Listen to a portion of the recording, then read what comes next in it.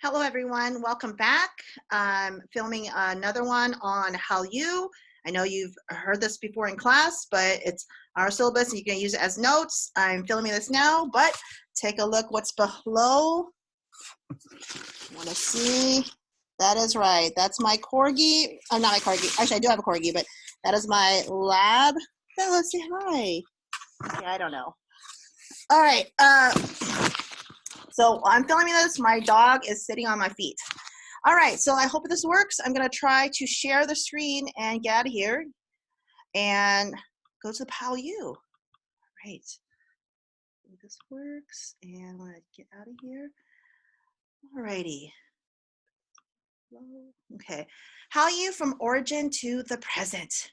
Hallyu, or Korean popular culture, is actually one of the most globally popular things actually in terms of popular culture around the world. It's a multi-billion-dollar industry that started from Korea, and it's a very interesting, and as anthropologists or anthro majors or anthro students who are taking this class, you gotta know, we have to understand, we have to unpack why it's just so very very popular. And so today we're going to talk about why it's so very popular.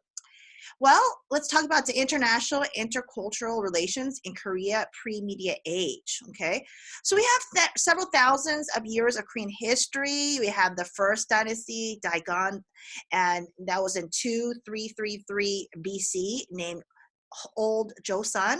Okay, it was actually destroyed by the Han China in 103 BC. Okay, later it was reunited into three kingdoms: Goryeo-ju, and then Beja and Celia. Okay, sorry, I don't speak Korean. So the history of Korea is really sad because it's had many military invasions. You kind of think of Korea as just a country that's constantly been overtaken over and over and over again.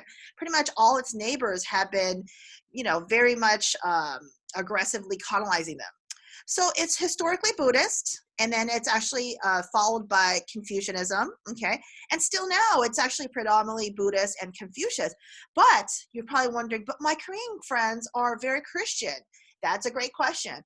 A lot of the original people who sponsored Korean immigrants to come to the United States were churches. And so a lot of the Koreans actually, to kind of thank them, very similar to the Hmong situation, actually converted themselves to Christianity. And so while the majority of Korean Americans are Christian, right, actually still Korea is very, very Buddhist. So kind of interesting, right? All right, so we had the Japanese invasion, we had the Chinese invasion, then we had Japanese invasion again, Chinese invasion again, etc. And unfortunately, we all know what happened during War II. War II was devastating to many parts of Asia, where Japan actually colonized, different parts of Asia, China, of course, Japan, Taiwan, parts of Southeast Asia.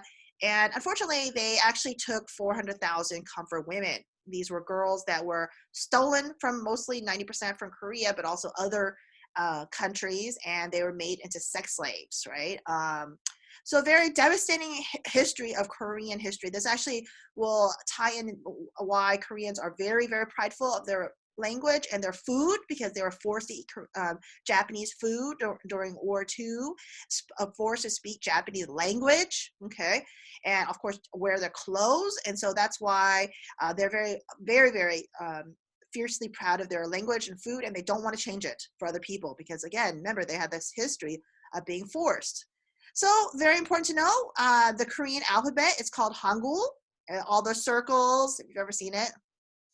And of course, some people argue that actually now Korea is actually being occupied by the U.S. It has a large U.S. presence of military, which again, they have repeatedly had national protests to ask the U.S. to leave. Of course, this is highly censored, so the U.S. Doesn't know, doesn't really report it, but it's a very common, large-scale, thousands of people protesting to get the U.S. out of Korea, their military. All right, so Hangul is their Korean alphabet. You see the circles, and very cool, okay? The emergence of modern media in 1883, there was Hosan. Now, this is very important to know. Remember, they've been colonized again and again and again. So when they finally have their first newspaper, what's it called?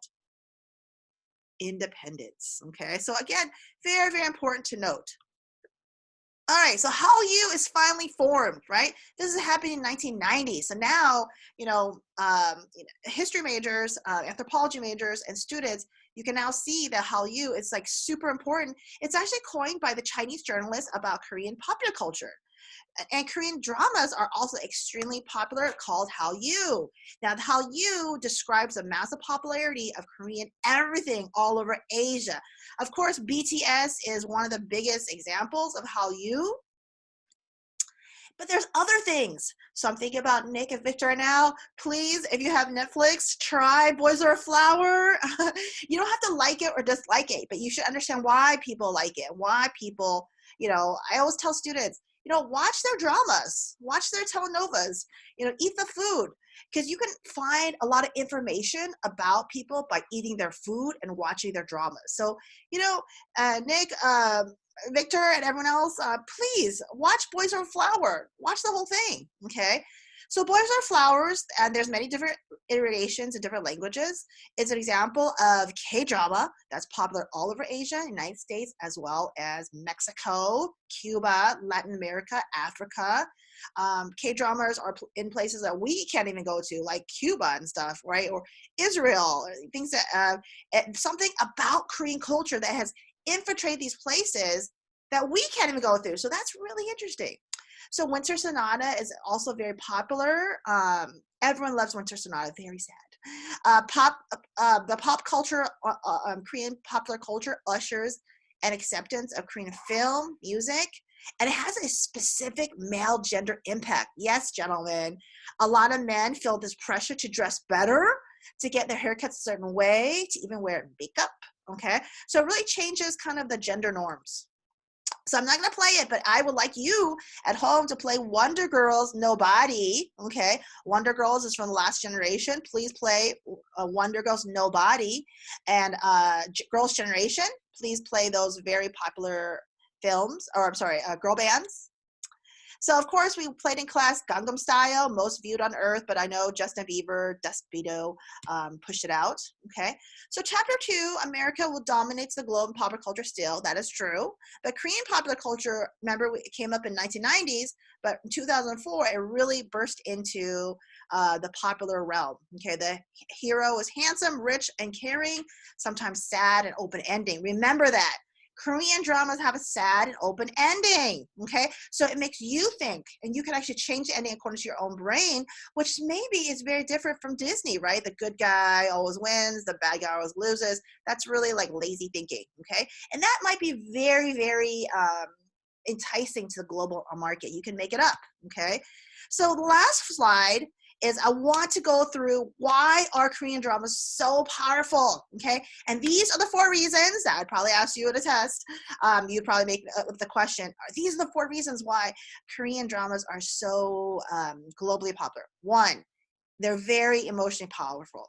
It's pure love. There's no the wild, no intercourse, okay? So 2, reflexive modernity. It's a middle-class modernity. Most people actually around the world, other than like Australia, Canada, and US, they actually live in apartments, okay? And it's like a middle-class modernity, but these are million dollar apartments, but they're 2-bedroom, $1 million apartments, and that's kind of the Asian way, and so you kind of learn about this sort of different type of modernity that we don't have in the United States, but actually the globe has, okay? 3, family-oriented. Yes, there's no wild. It's all about filial piety, which you have to follow your parents and your grandparents' guidance. It's all about family values, okay? And again, we don't have that. I always tell students, why is Dora's story, why is she off without her students? Why is she off without her parents, okay? What's going on there, okay? And the last thing is decentralizing flow. No one is afraid of Korea. We talked about Korea had a really tragic history and ongoing history of colonialism. And so that is something that, everyone's afraid of China. And so you guys don't like Chinese things. But guess what, guys? No one on earth is afraid of Korea. And I think that has something to do with its popularity. All right, that's it. Thank you so much. I'm going to stop this recording here. Okay. All right, let's see.